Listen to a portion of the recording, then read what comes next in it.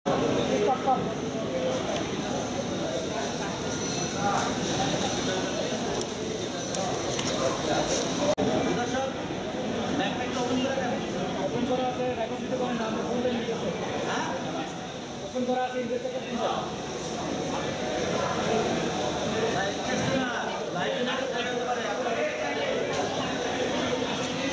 Amazing, মানে আমার কাছে মনে হয় যেভাবে তারা খেলেছে, they have showed their character.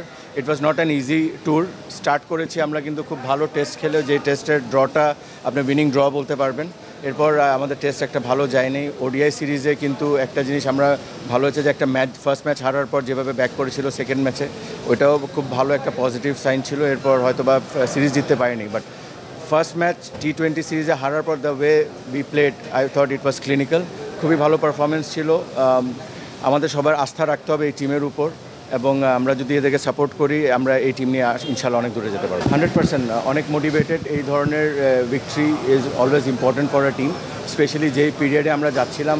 এই রেজাল্টটা বাংলাদেশের জন্য, দেশের জন্য বলেন বা প্লেয়ারদের জন্য বলেন বা বোর্ডের জন্য বলেন, it was very important leading into the series. দেখেন আমরা একদিনের মাথায় আবার কিন্তু নতুন সিরিজে ঢুকবো। সো ওইভাবে আলাপ আলোচনা হয়েছে আমাদের, যে আমাদের খেলা কিন্তু শেষ হয়নি। ইটস নট দ্যাট যে আমরা বাসায় ফিরে গেছি, জাস্ট আজকের দিনটা একটু হয়তো বা রেস্ট নেবে, কালকে থেকে যে যার কাজে আবার নেমে যাবে। না, আমাদের কাজই তো এটা, ওদের বিলিভ রাখা, যে কোচিং স্টাফরা আছে, যে কোনো পিরিয়ডের যে কোনো টাইমের আপনি যেটা ভালো হোক খারাপ হোক, আমাদের কিন্তু ওই এক রিদম এক ব্যালেন্স রেখেই চলতে হয়, এবং ওইভাবেই কাজ করছে। আই এম রিয়েলি প্রাউড যে আমাদের ম্যানেজমেন্ট যারা ছিলেন, ওভারসিজ এবং লোকাল, বিশেষ করে লোকাল অনেক ম্যানেজমেন্ট ছিলেন, অ্যানালিস্ট ছিলেন নতুন। প্রথমে ইফতি কাজ করেছে, তারপর ফিজিও নতুন বাইজিৎ ভাই আসার আগ পর্যন্ত ফিজিও কাজ করেছে। তো all this credit goes to all of them, এবং যেভাবে মেনটেন করেছে ডিউরিং দ্য টাফ পিরিয়ড। মানুষের ক্যারেক্টার আসলে শো হয় যখন পিরিয়ডটা খারাপ যায়, তো ওইটার পর থেকে বাউন্স ব্যাক করাটা which shows that we are in a right path. Nafis ভাই, একটা প্রশ্ন হয়, শ্রীলঙ্কাতেই T20 বিশ্বকাপ, শ্রীলঙ্কা এবং ইন্ডিয়াতে শ্রীলঙ্কার মাটিতে এভাবে সিরিজ জয়,